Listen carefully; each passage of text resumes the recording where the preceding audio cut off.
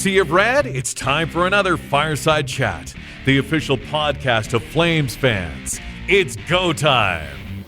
Well, with 1 win and 2 losses, the Flames fall further out of a potential playoff spot. We'll discuss that a little bit later. As always, I'm Dan alongside Matt. And Matt, this feels like it's going to be a doom and gloom episode.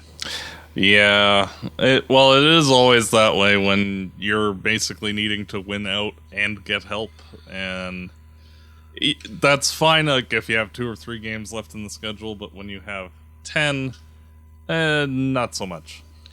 Well, let's jump in and talk about the one bright spot for the week first. The Calgary Flames won 4-3 against the Seattle Kraken this week in the Saddledome with their Blasty jerseys on. This was an OT winner for the Flames, beating the Kraken, and I would say playing a pretty decent game in this one, if you ask me, against the Kraken. I think that, they shouldn't have probably gone to overtime, but Kadri gets the winner there, and I would say the Flames gave the Kraken more time and space than they should have had. What were your thoughts on this one? Yeah, as much as Calgary showed some desperation at times, they were a little bit lax considering it being Seattle. It almost seemed at times like they were kind of looking ahead to the Dallas game and perhaps not necessarily the most focused on this one. But they did manage to hunker down and get the win, which was very important for their playoff push. Yeah, I mean, where this is right now, no matter who you're winning or losing, 2 points is 2 points, and Seattle not really a team that they really have to worry about. They're now officially mathematically eliminated from the playoffs anyway. So even if you're dropping points, it was an okay team to drop one too. But yeah, I mean, I expected the Flames to look better in this one, and for them not to make Seattle look as good as they did. Mm-hmm. And I think that was, to me, the big challenge here. But a win's a win. You'll take it. Dustin Wolf in net for this one, looking like Dustin Wolf, no problem there. And as you mentioned, the Flames then had Dallas coming in and playing here at the Dome. This is a game I think we were all pretty much penciling in as a loss going in, and the Flames were given a big loss. Yeah, realistically, 5-2. This is a game should have gone to overtime. The Zari On paper, goal, it shouldn't have, but the way they played it, I think it should have. Well, the Zari goal, I've seen that same play called a goal, and for them to have to overrule the call on the ice because they did actually call it a goal, that seemed a little chintzy, which kind of annoyed everybody in the building because I was there. But the second goal that was waved off by Farabee just slightly brushing the goalie to the point where the referees told Farabee that if the puck went in on the other side, it would have been a goal. This is one of those examples where it feels like the NHL is interfering with the actual game results to get the result they wanted. And, it would be one thing if it was, blatant kicking motion or, Farabee had run over the goalie. But when, Zari's basically falling forward on one skate, and that's the skate he kicked with. I don't understand how you can do a kicking motion, really, when all your weight's on one foot. And, slightly touching the goalie outside the crease. To me, it's mystifying that either of those goals were waved off. And frankly, Calgary completely controlled and dominated this game, and somehow Dallas found very few opportunities to actually break through. But when they did have a chance, they put it in the net, and I can't blame Dustin Wolf on any of the goals against, despite giving up 4, because you leave star players in front of the net wide open. They're gonna do what they're gonna do. When's the last time you can remember 2 goals being called back in the same game? It's been a long time, and yeah, I can't even pinpoint it. Yeah, the goal that Coleman had waved off against the Oilers for kicking motion as he was falling down is the last time I remember across the NHL a goal that was called off from a distinct kicking motion where Like, it made absolutely zero sense. And it's just hard when, like, a team like Calgary does not score very much, and to have goals that, for all intents and purposes, should have counted, getting called off arbitrarily just because somebody feels like, oh, well, that's not a goal, when, like, other games, even on the same night, goals were called goals that had goaltender interference that were way more egregious than that one for the Farabee interference, and yet those were okay, and yet ours wasn't. Like, it just, like, the lack of consistency overall is frustrating. Even on your idea, though, that, the league is interfering to get the result they want, I mean, even if the Flames won this, it wouldn't have changed much results-wise. No, but how do you say, things should be cut and dry. Like, if it goes off your foot at all, it should either be a goal or not a goal. If you skate into the crease, the puck should be blown dead. Like what they do in the international hockey. Like, make it cut and dry, where there is no interpretation difference. Like, if you do X, this happens. Not, one time you're just standing outside the crease, barely touching the goalie who engaged contact with you, getting waved off, and other times where, the goalie gets knocked over and that's called a good goal. Like, I mean, I'm not saying it's right or wrong, but that's been an issue in in the NHL for a number of years, right? How many years have we talked about this kind of, different officiating in different games? Yeah, and, like, they need to be able to kind of get rid of the interpretable calls and make it, like, cut and dry. Like, it hits your foot, it's either good or it's not. If you touch the goalie or you skate through the crease at all, the play gets called dead. Like, there needs to be very cut and dry rules with this, because, like, this is a game where, like, there were heavy playoff implications for us and all the teams around us, and it leads people in general to be going, well, whether it's correct or not, to go, oh, is the league fixed? And to an extent, to get the results that the league's wanting. And that's not fair to any of the players, the fans, or the NHL for that sentiment to even enter the conversation. And it's frustrating because everybody, including the players on the ice, are giving it their all game, all season. And it's frustrating to have something that's arbitrarily unfixed making interference in the games. I think to spin this a little bit differently, I was really pleased with how the Flames came out and played Dallas. I was expecting the Flames to get walloped, and they did on the score sheet, but I thought the product we saw on the ice from the Calgary Flames was really impressive. Oh, for sure. Like, Calgary completely manhandled the Stars. Like, if you had said that the score was the same, but, the other way, like, that would have completely made sense based on how the game was. Like, Calgary had over 100 shot attempts in this game, had 48 shots. And basically after the first period, Dallas had, I think, only like 6 shots from that point on.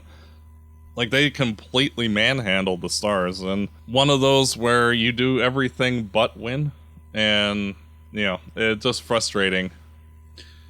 And then the last game of the week, the Battle of Alberta. This was in Edmonton this edition, and the Calgary Flames came out early, got the first goal, but ended up ultimately losing to the Oilers in overtime with a big Draisaitl goal in overtime. 2-3 was the final score for this one. What were your overall thoughts? I thought Calgary played better than the Oilers for the first 55 minutes and should have probably won this game. But the lack of finish by the Flames, like, I'm thinking of, like, Adam Klapka with his shot, where he had a point-blank chance that he didn't quite lift it up enough or shoot it a little bit towards the corner of the net. Just plays like that where, like if Calgary had better shooters, they probably win this one. But a defensive lapse with like 3 minutes to go and a defensive lapse in overtime, and frankly, the Flame season's kind of, on the skids now. I thought the Flames played well to start. I love the Sharon Govich goal. I love the Pahal goal. I like that we're getting these kind of depth guys giving us goals here. I thought that was fantastic for the Flames. But, I mean, it was, like you said, I think the finish is a good way to say it. And without...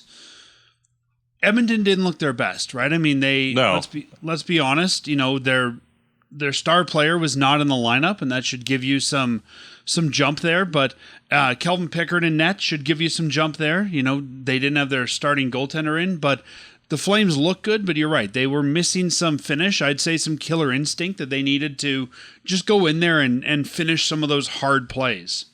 Well, and that's basically the reason why Calgary, if being completely honest, shouldn't make the playoffs in the first place.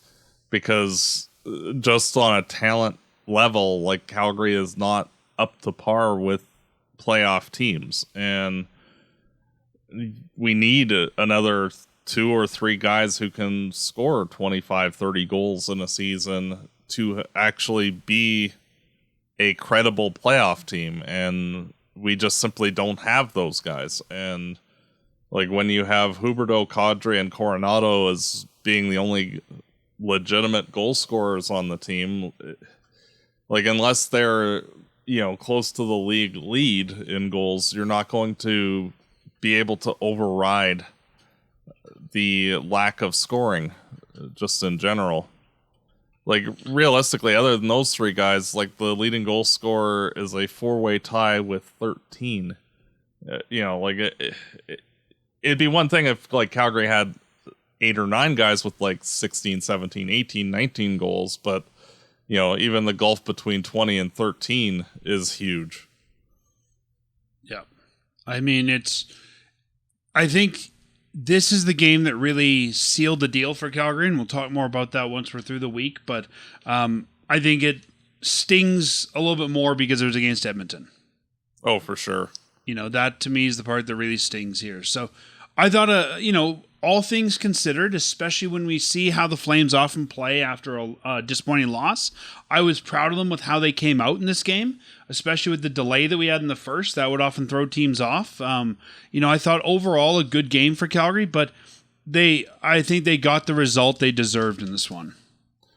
Definitely. You can't have that kind of defensive lapses and lack of finish and expect to win very many games in the NHL. Doesn't matter who your opponent is. Nope. And at this point, the Calgary Flames played 72 games. They have 34 wins, 26 losses, and 12 overtime losses for a total of 80 points. That puts them outside of the wild card. The 2 wild card teams, Minnesota and St. Louis, are tied for 87. Vancouver right above Calgary at 81. Utah at 76. Believe it or not, Anaheim at 72 and not mathematically eliminated. But at this point, Seattle, Nashville, Chicago, San Jose mathematically eliminated. So there's really 4 teams vying for one of those wild card spots that aren't in there. I think we can all say Anaheim's not going to make it at this point. So probably even if they won out in the hypothetical going 10-0 in their last 10 games, I don't think that 92 is enough to the wheels would have to fall off the wagon of everybody else for them to squeak in. I don't think Utah's going to make it, so I think this is really a 4-horse race between Minnesota, St. Louis, Vancouver, and Calgary. And unfortunately, the 6 and 7 point gap is a little too much, and unless St. Louis and or Minnesota completely falls on their face, I think the top 8 is set in the West. So, Matt, let me go through the math here as far as I've done it. I could be wrong on this math. Someone can correct me if I am. We've been talking about the Flames catching St. Louis. At this point, it's more likely that we'll catch Minnesota. Here's the math. To catch St. Louis, we need to win our next 3 games, which are, or not next 3, sorry, but 3 games that we have in hand. We've played 3 less than St. Louis.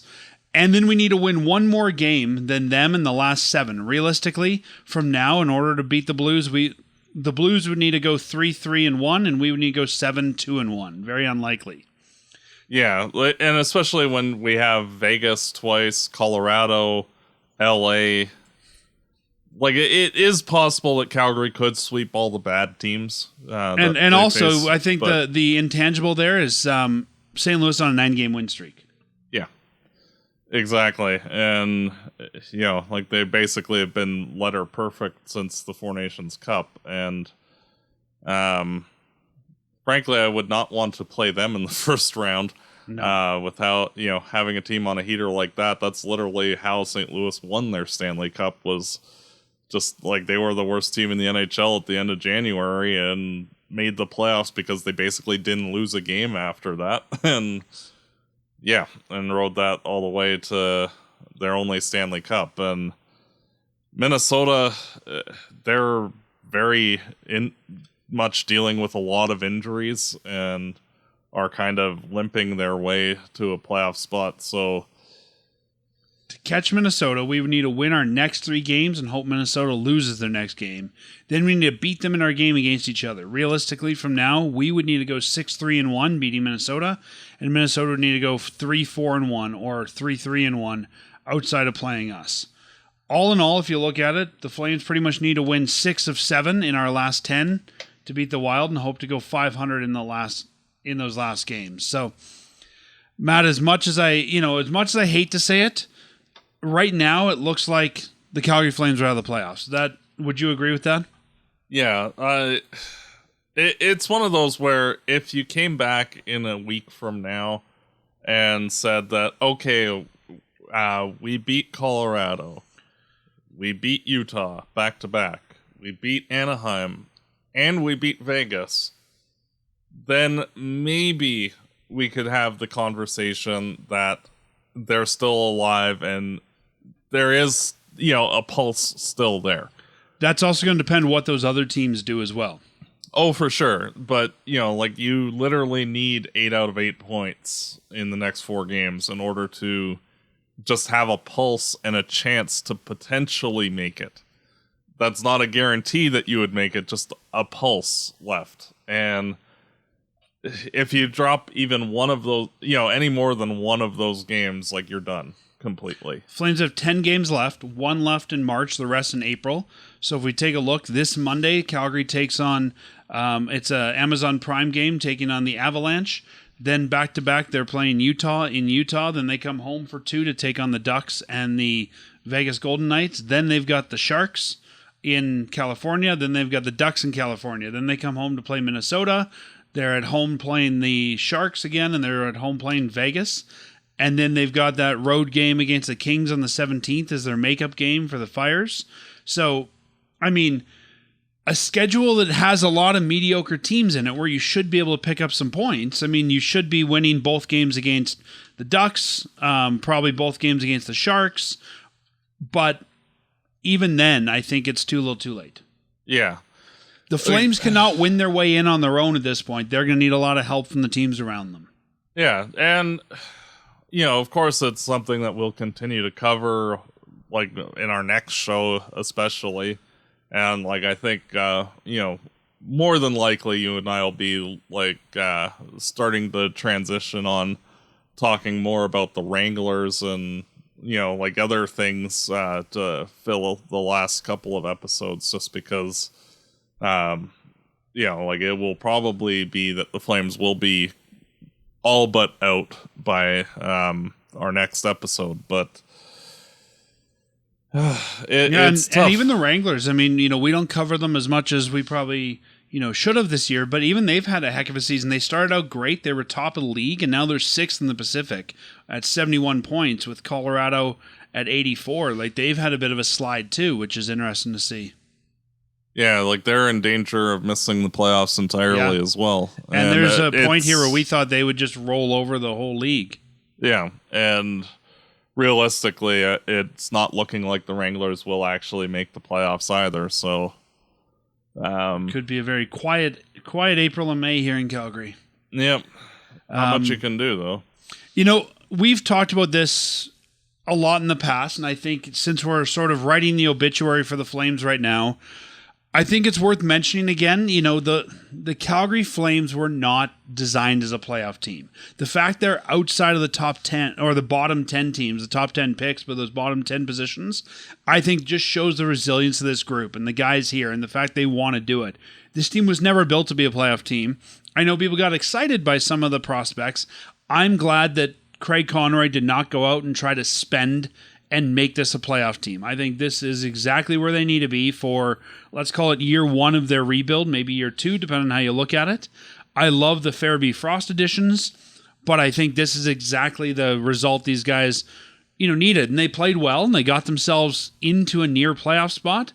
But, you know, I don't think any of us expected this to be a playoff team. Even when they were going well, in the back of my mind, it was always, these guys aren't going to be able to do it. These guys are going to fall short. I mean, when you look at the talent in the Western Conference, the Calgary Flames do not deserve to be in the playoffs, and now likely will not. No, like, I think, like, both of us thought that the best case scenario for this team would be probably 8th or 9th at, like, their absolute peak. And the fact that they're, you know, basically in that range at this point in the season, like, it has been an absolutely stellar performance by them to this point. But, you know, to bring it back to your discussion, like, the Flames are now actually closer to a top 10 pick than they are a playoff spot.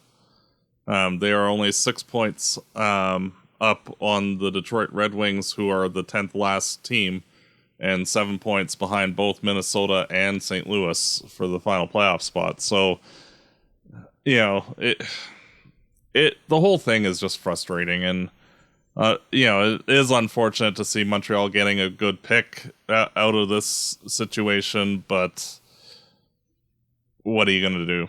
You know, you say it's frustrating, and I get where you're coming from, but to me, I guess I'm disappointed, but I wouldn't say I'm frustrated, because again, I didn't expect this. You know, like, the Flames are performing better than expected still. I don't know, the frustration is the emotion I would say. It's sad as Flames fans, but, you know, if we were expected to go, like, you know, think about the years that we went in high in the West and got, you know, out in the first. That was frustrating. This, to me, it's like they've overachieved. It would have been nice to be playoffs, but, you know, to me, they're right where we expect them to be, and that's not playing past 17th of April. True. And playoffs would have been a nice addition, let's put it that way. Definitely. It's just one of those where you always like to, like, as fans, have your cake and eat it too, like having a decent season and getting your top 10 pick, and, you know, not being able to have both of those is frustrating, but frankly, like, the Flames just need to find a way to use the New Jersey draft pick and the Florida draft pick and get players that fit the system as much as possible and make the best out of it. It's just tough when the team needs talent, and, you know, losing a good draft pick basically for nothing is tough. And, like, frankly, like, getting Kadri for Monahan, like, we've discussed that, like, for value, it's actually a good trade, and it still is losing our first round pick this year to have Kadri. And if it was the only first round pick, I'd be a lot more upset. But they've got, you know, one, maybe two others, depending on how all the conditions shake down. Like, you know, it's not like they're out of the first. No. Like, and, you know, looking at the standings and that, like, Calgary's pick is actually only 3 picks better than New Jersey's, who we will be getting. Because New Jersey's not falling into the bottom 10. And even then, Calgary could slide a little bit in the lottery, too. But, you know, from what I see, and we'll talk more about the draft as we get closer to it, but if you're going to give up a pick, you know, outside that top 10, this is an okay year to do it. There's not a great deal of talent in that area where Calgary would be picking that you're going to feel like you missed out on, that you couldn't get later in the draft. Yeah. Exactly. So it's just one of those where it's just frustrating because, like, this is the first season really that we've seen the Flames by and large playing on the same page for like the last 15 years, where like everybody's pulling in the same direction. And the only thing that limited the Flames this year was literally just a lack of scoring talent. And like, previous years, it's, well, certain players don't seem to care at certain points, or injuries, or the goalies are bad, or this or that, or, insert every problem that the Flames have had basically since 89, and it's tough when basically everything except the talent page was actually a check mark this year.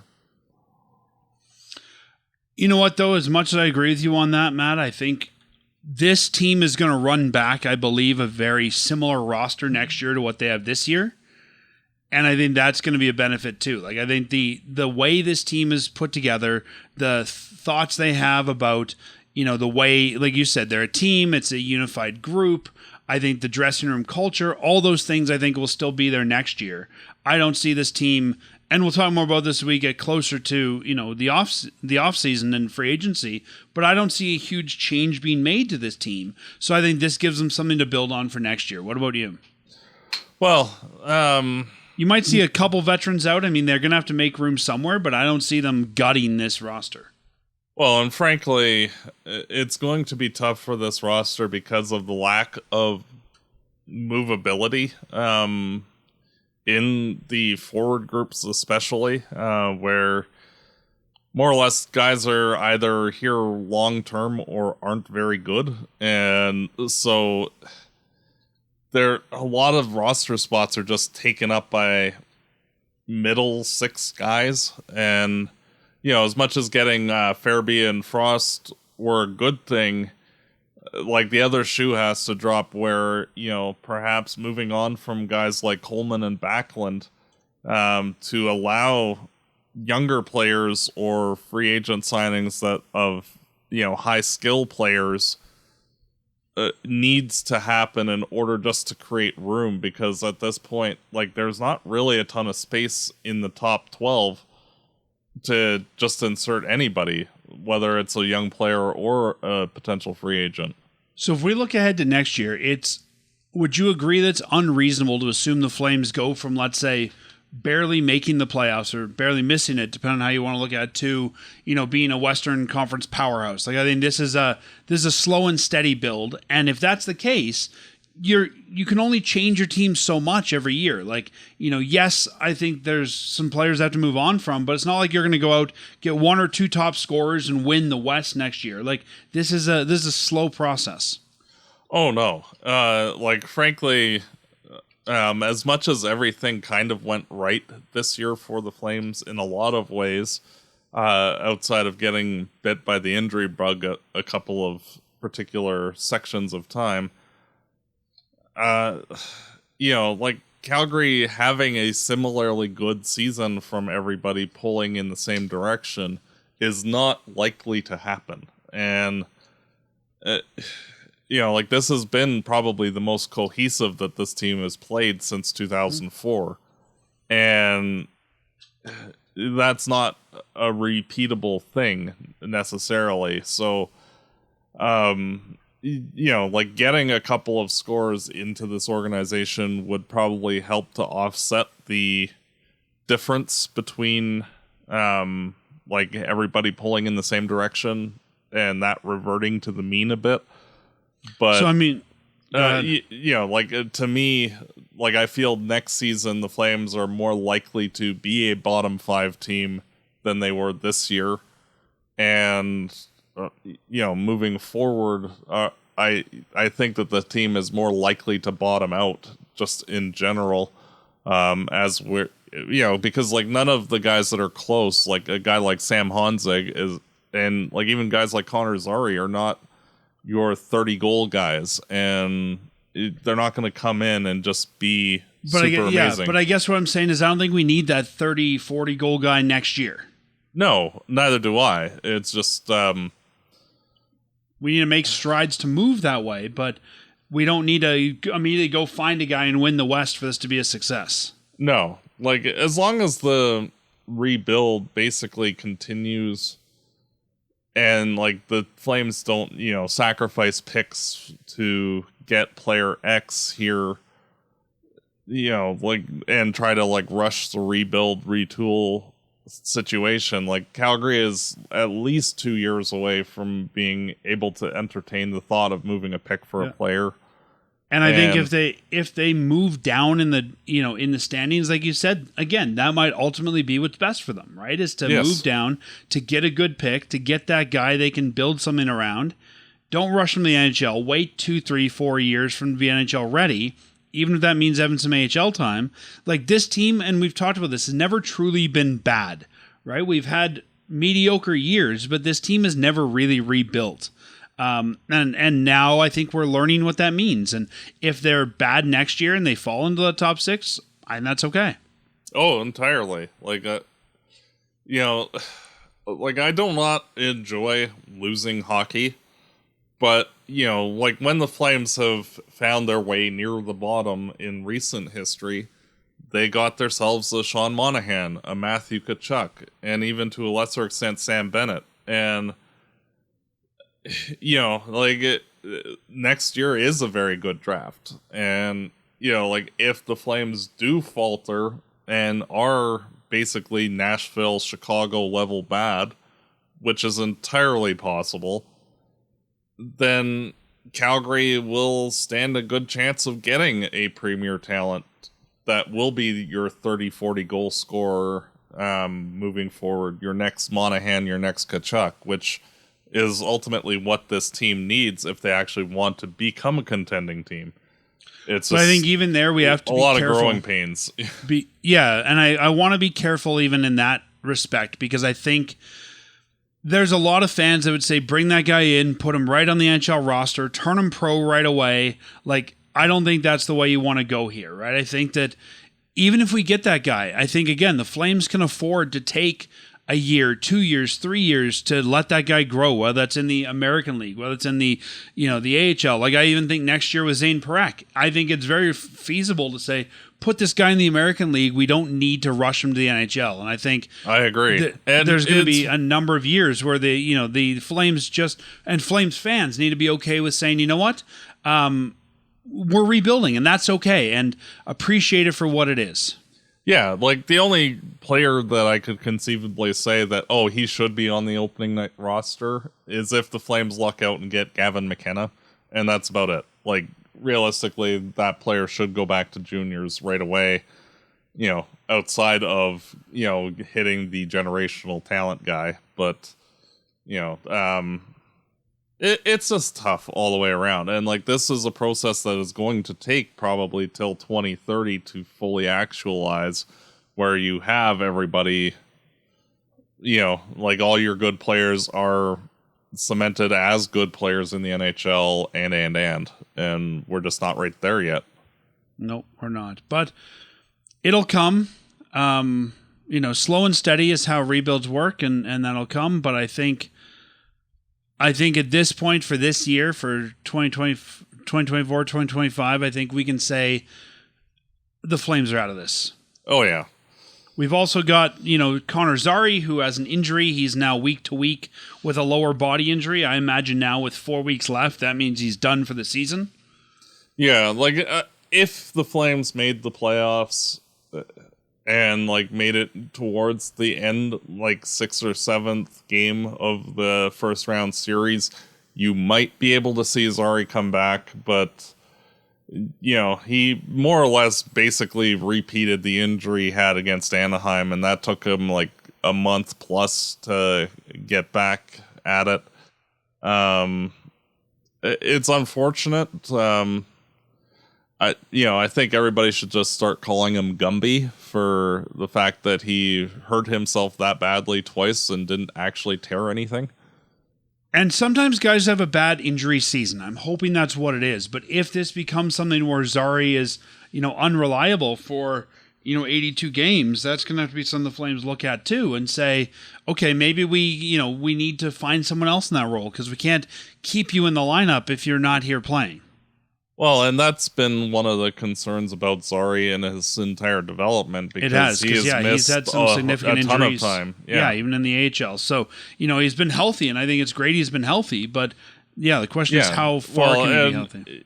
With all of these injuries, like it's certainly impacting his upside as well. And, frankly, I'm starting to pencil him in more as a third line player instead of a potential top six player because when he is in the lineup, he's not playing at a level where you can consider him as a top six player. And ever since his injury in January, he's been borderline terrible, right there alongside Sharon Govich as the what's wrong with you players level bad. And it's not necessarily his fault. Same with Sharon Govich, but these guys need to get healthy in the offseason and hit the reset button in a big way.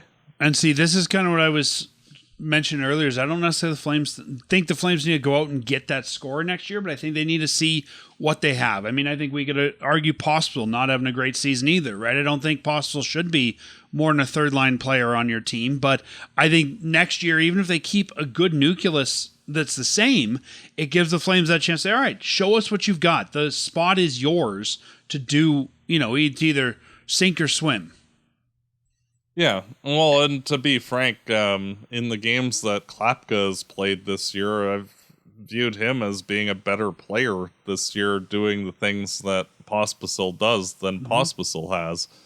And, both players should be fourth line guys. And realistically, they should be together on the fourth line, mucking it up and basically being the, two wrecking balls alongside Lomberg and, or getting you have a to teach center. one of them how to play forward or center, sorry. Yeah. Or getting a center and moving Lomberg to the press box, which isn't necessarily a bad thing either. Yeah, well, I mean, we can talk more about configurations for next year as we move forward, but definitely some options there. But I think the Flames will have to find ways on both the forward and the defensive side to open up roster spots. And that leads me to my next question for you, Matt. I mean, if we say we're out, I think the Flames have been trying to run a competitive roster as they're trying to make the playoffs. But if management agrees that it's, maybe time to throw in the towel, you'll probably start to see some recalls coming up. They've only really made recalls for injury reasons, but now we might start to see some players coming up. So I'll give you some thoughts first of who I think should probably come back to, or either come back or come to the Flames for the first time, and then you can share your names. What do you think of that? I think sounds like a good idea. I think that Rory Kieran's came up. It was questionable as to why he was sent back down anyways. He was generating offense. The team needed it. I think you got to give Kieran's another look. I think Stromgren probably deserves a look as well. He's been in strong contention for a look. I don't think I would bring Sam Honzig up yet. I think those other two guys need it first, and you've already seen Honzig here. And on the back end, the name I'd really like to see is Jeremy Poirier. We've seen some other defensemen called up. I think Poirier's had a good year, and I think he's a guy you need to make a decision on next year. So if there's three names, I think they only get 3 call-ups. Those are the ones I would use is Kieran's, I would use Stromgren, and I would use Poirier. How about you? I agree. All of those names. Poirier, he's now 23. He's basically needing to graduate to the NHL, or the Flames need to start looking at moving on from him. And it's one of those where he's done enough at the AHL level where he does need a roster spot in the NHL next year. Yeah, I guess that's kind of what I meant by there's a decision to be made there having next a terrible year. Camp. Yeah, and if you're not planning to bring him in, that's okay. I think there's value if you want to move him. Yes. And I think Stromgren, after a horrendous start to his season, has been pretty much a point-per-game player since November. He deserves a chance to at least get a game or two to work on over the summer, what he needs to do to take that next step. And Kieran's, I think, also deserves a shot. We've seen Kieran's already. I like Brustevich. Brustevich, I think he's young enough where another year and then basically doing what we should do with Poirier makes the most sense. Give him a shot towards the end of next year, but and I'd like to see the Flames move on from some of the depth options that they have. Yeah, I mean, Dryden Hunt's deals up at the end of the year. Line. I wouldn't be surprised if they move on from him. And even if you need to bring in, new depth options, I think they want those guys that can come up and down, but I think it might just be some time to get some new players in here. Even if not better, I think in some ways just a lateral move is okay, but those are 3 guys I would like to see brought up. I think, like you said, we've already got Klapka here. I think Klapka should stay. I think there's no reason not to keep him here at this point. I would definitely bring them up. I would not bring up one of the goalies. I think there's been some talk about Cooley coming up. I think you need those goalies down in the AHL. Unless you've already decided you're moving on from, say, Vladar, I think you let those goalies stay down there and try to fight their way back in the playoffs. Yeah, and frankly, I think that the Flames should just walk from Vladar and get more of a veteran goalie, like Jake Allen or Peter Mrazek type, that can be like your certified backup goaltender instead of the quasi 1A 1B that Vladar and Wolf. And that's nothing against Vladar. It's just frankly, we've had him for 4 seasons now, and he's more or less been the same save percentage all 4 years.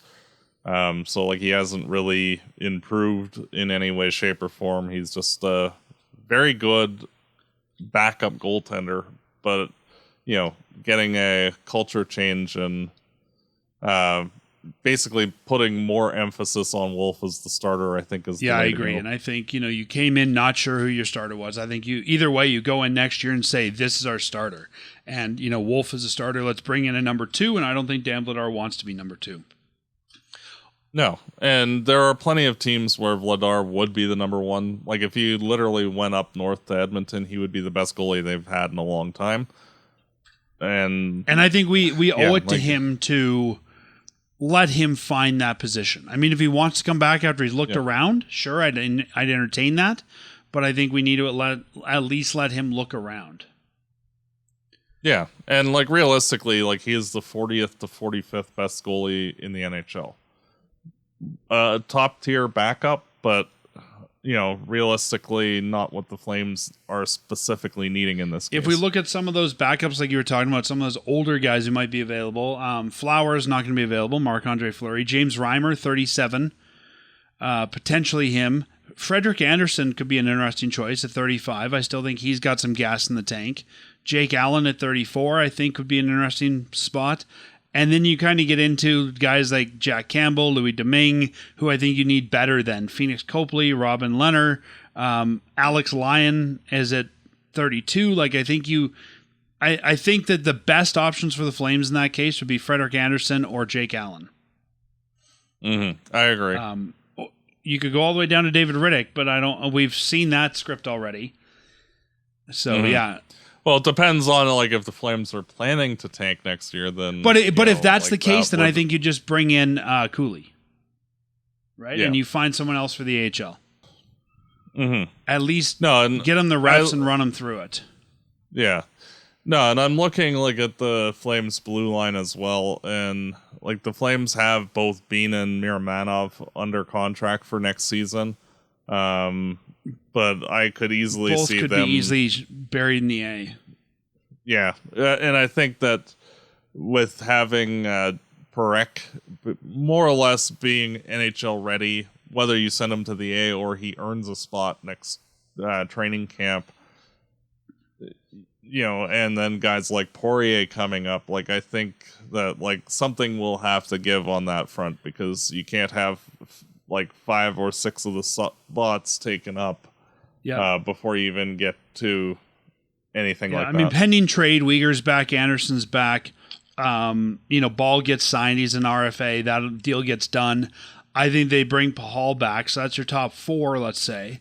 And then, you got a bunch of guys fighting for 5, 6. And I think at least one of those 5-6 positions has to come from a call up from the Wranglers. One of them could be an internal guy, and then I think you've got your 7 who's an internal guy. Mm-hmm. Hanley's a UFA. I don't think he comes back. Barry doesn't come back.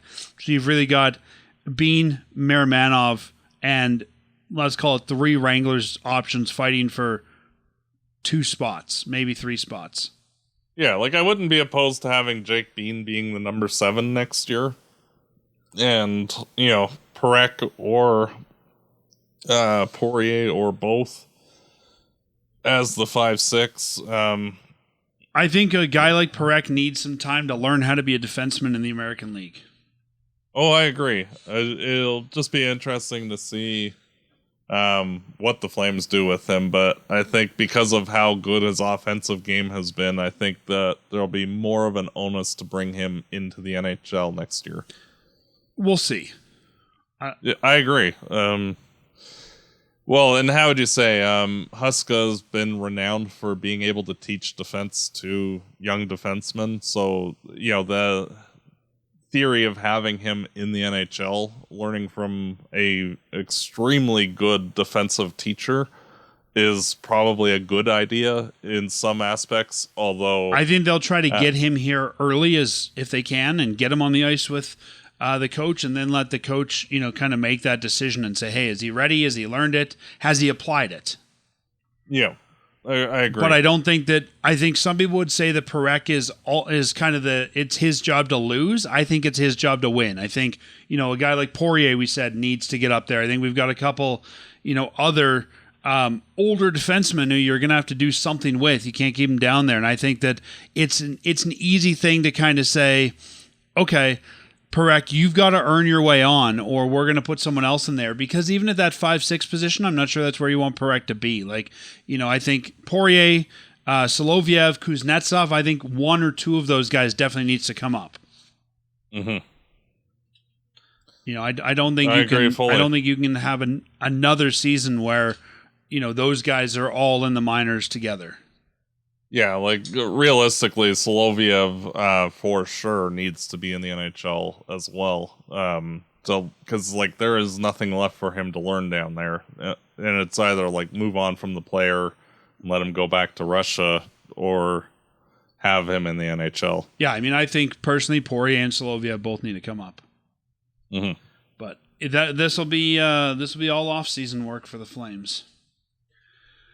We should note, though, that of all these names, 2 more have been added for the Calgary Flames. It was announced this week that the Flames signed their 2024 second-round pick, Jacob Battaglia, on a 3-year entry-level deal. And the Battaglia is a guy who has played with the Kingston Frontenacs for the last 3 years, put up really good numbers this year. In 2022-23, put up 27 points. Last year, 65 in 67 games, and this year, 90 points in 68 games. That's 40 goals, 40 assists. I wasn't sure what to expect of this player, and the Flames drafted him, but he's looking like, again, not a guy who you jump right to the NHL, but a guy who has some promise to turn pro and look good. Yeah, and the Flames draft last year was impeccable, and he was one of the guys that did really good, and everything is in the right direction in the draft plus 1 year for pretty much all of the Flames draft picks last year, save Basha, who's had injury issues. So it's just encouraging, and you just hope for more of the same in draft plus 2. Yeah, and I think, with him signed, he's 19, he will turn pro. I think he's eligible to turn pro next year. Nope. No, not quite. Not entering your 20th season. It's got to be after. I think he's too young. Okay, he's 19, so could be. Yeah. But either way, I mean, if you send him back as an overager, and even if he doesn't get 90 points again, as long as he's at least point per game, I think he's going to be doing really well down there. And the Calgary Flames, Matt, you always tell us that we need to pick up a goalie every year, whether in the draft or otherwise. The Calgary Flames have done that already. They've announced the sign of goaltender Owen Say to a 1-year, 2-way NHL contract beginning next year. Owen Say is a native of London, Ontario, and this year he backstopped the University of Notre Dame, posting a 9.2 save percentage and 2.8 goals against average with a 10-15-0 record in 27 games. Prior to this season, Say spent 2 years with Mercyhurst College, playing 44 games over 2 years. And then before that, he played junior with the BCHL Salmon Arm Silverbacks and the NOJHL's Powassan Voodoos. So there's a guy from London, Ontario, 6'2", 185 pounds. I'm always hesitant to say what a free agent goaltender is going to turn into, but if nothing else, if let's say Cooley comes up and you hand the AHL net to Say and Ignatiev, I think that'd be okay as well. Yeah, and realistically, it's organizational depth. He'll probably be the ECHL starting goaltender next year, and see how the chips fall at that point. Yeah, I mean, Owen Say is eligible to turn pro and will be turning pro next year. He's 23, so he'll be coming out of college if he's signing this, and they'll have to find a spot for him somewhere, whether that's backing up in the AHL or, like you said, going down playing Rapid City. Who knows? I haven't seen enough of this guy to know what he looks like. Notre Dame, a pretty noted hockey program, so if he's coming out of there, I've got to assume there's some talent there, but you know what? It's a 1-year deal, so if nothing else, you walk away from him after that. The Flames have been kind of hit and miss with college free agents, especially goaltenders. So well, I think all teams have been. Like the amount of really high end college free agents has not really been there. Like the last top tier guy was probably Jimmy Vesey, who's like a depth guy. Yeah, and I don't think they have to be a top guy, but even if you convert them to an everyday NHLer, I think you could look at that as a success. Mm-hmm.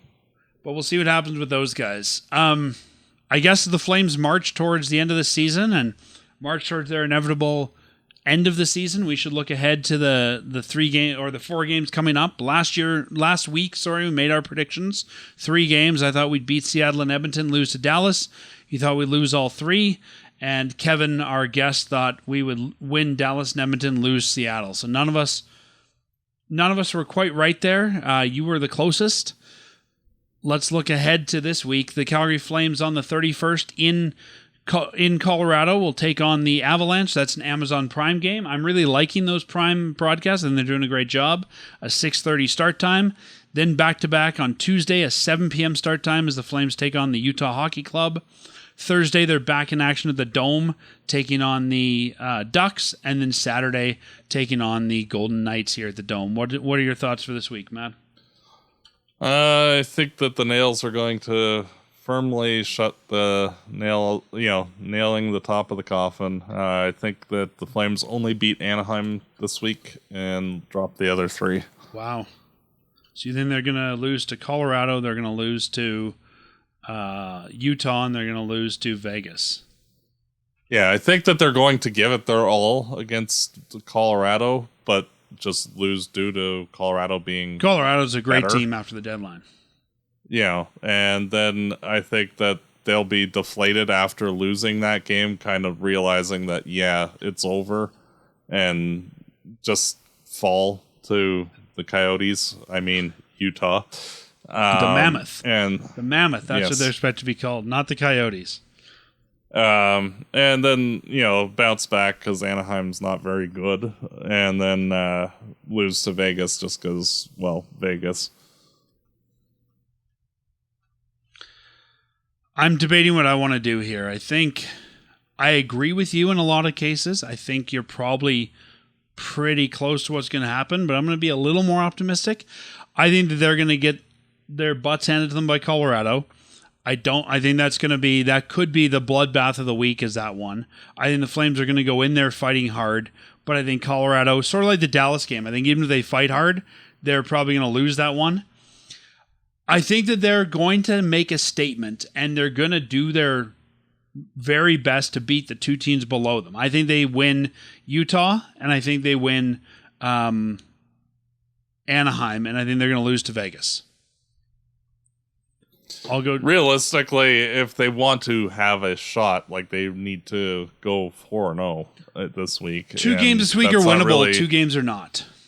Yeah, and that's not really realistic in any way, shape, or form. No, and the Thursday game, I don't know. It's a 7:30 start time, and anytime the Flames have these weird start times, they tend not to do well. So that might impact them there too. And then next Monday, they have an 8:30 start time. That's going to be a late game. But yeah, one small positive on the playoff chase is that Vancouver just lost their game as we against record on Winnipeg Sunday. today. So one little bit of help. So they're even more done than we are. Yeah, I think. I honestly think right now, Matt, that the 8 teams that are in the West are the 8 teams that remain in the West. I agree. I don't think you see. I mean, the Flames can battle. Vancouver can battle. I think Utah is out of this. I think that realistically, I hate to say it as a Flames fan, realistically, I think that the Flames are done. And I think that the 8 teams that are in there, I don't think Vancouver makes it either. I think we've got our final teams. Yeah, I agree. Do you play Wolf in all of these? I think you have to. I think even on the back-to-back, it's unfortunate, but the Flames need to win, and they need to have their best player available. And unfortunately, the only game I could realistically see them putting Vladar in is the Utah game, and yeah, that's about it. I think that if the Calgary Flames think, as you mentioned, that it's time to move on from Vladar, I think, and we've seen it. I mean, last year, Wolf played all of them. Or last week he played all of them, sorry. I think that if that's the case, I think you're not as wanting to play Vladar as much, simply because I think, you're saying, okay, we know what we've got, we're ready to move in a different direction. I would play Wolf in all 4 of these. I think if this is the guy who you think is going to be your starter, I think you've got to see what he can do in a back-to-back scenario. So I would play him in all 4, but I think if you're going to play Vladar, the logic would dictate you play him in the Utah game in the back-to-back. Yes. Again, I don't think we see a call-up of Cooley. I mean, that would make the most sense. If you wanted to call Cooley up, I think the most sense would be to do it at home this week on Thursday and let him get the Ducks game. But I don't think. Yeah, with how he's played down the stretch since his injury, that there's no need. No, for that. And I don't think they call Ignatieff either. No, I think if you're going to call up an AHL goalie, I mean, you do it either that game or you do it on the 13th when the Flames play the Sharks. Yeah, or you just leave it at the last game of the season and let whomever gets shelled by LA and call it a day. Yeah, but even then, I mean. The one thing I think we're not talking about here, like when you're saying getting shelled by LA, we're going to start to see top teams resting their top players soon as well, right? And so, I could see a team like LA not even playing their full roster and maybe not getting shelled there because of that. I mean, if we look ahead, Colorado's still going to play their full roster this week. Utah's still going to play their full roster this week. Vegas, I think, still plays their full roster.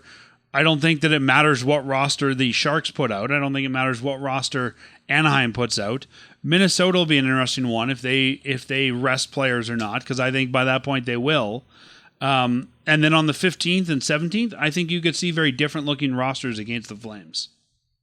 I agree. So that might be 2 wins they could pick up. They shouldn't, but by that point it'll be too little too late. Well, Matt, I think that ends things for this week. Let's see how these 4 games go, and you and I will hopefully have a little flicker of optimism on our eyes next week, but I'm not counting on it. Well, as always, go Flames, go. Fireside Chat is hosted by Dan Stevenson, co-hosted by Matt DeBorg. This episode produced and edited by Peter Marino. Fireside Chat is licensed under Creative Commons license. For full license details, visit firesidechat.ca.